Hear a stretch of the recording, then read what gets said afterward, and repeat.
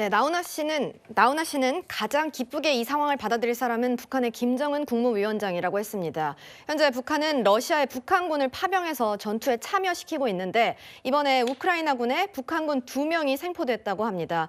우리 정부에서도 이 내용을 확인을 해줬습니다. 젤렌스키 우크라이나 대통령이 2명을 생포했다라고 얘기를 했어요. 그런데 김 대변인님, 생포된 북한군 중에 1명에 대한 조사 내용이 나왔습니다. 당국에 의하면은 군사훈련인 줄 알고 러시아에 갔는데 도착해서야 파병인 줄 알았다라고 했네요. 사실 북한 입장에서도 그 많은 젊은 병사들을 러시아의 전쟁에 투입하겠다 공개적으로 얘기를 못했던 것 같습니다.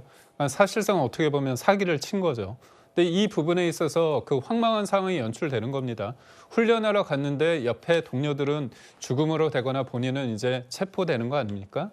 그러니까 그런 상황 속에서 이런 내용들이 북한 사회에 알려지게 됐을 때 동요될 수밖에 없습니다. 예. 그래서 북한에서는 그 진실, 그러니까 본인들의 어떤 인권, 이 문제에 대해서 굉장히 민감할 수밖에 없습니다. 그렇기 때문에 대북 전단이란 부분, 그다음 대북 확성기 부분에 대해서 알레르기 반응을 북한이 그렇게 보이는 겁니다. 그래서 이거는 미국뿐만이 아니라 우리나라의 어떤 인권의 문제고, 이거 관련해서 김여정이 2020년도에 관련해서 이거 문제 있다고 하니까 채 4시간 만에 통일부가 추진하겠다고 얘기했고 민주당이 관련법을 만들었습니다. 이른바 김여정 하명법 아닙니까? 그런 과정 속에서 헌재가 23년도에 위헌이라고 얘기했습니다.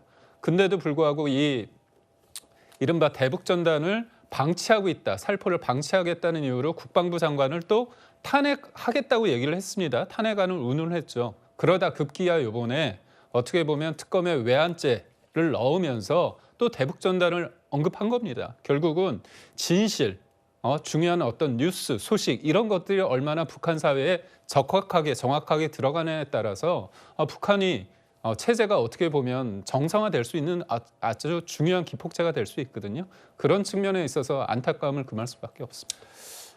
이제 젤렌스키 대통령이 상대해야 할 미국의 대통령이 바뀔 시점입니다. 바이든 대통령과 고별 통화를 나눴다고 했는데 구장부장께서 보실 때는 네. 바이든과 젤렌스키의 호흡 그리고 트럼프와 젤렌스키의 호흡을 비교한다면 어떤 게 더 나을까요? 네.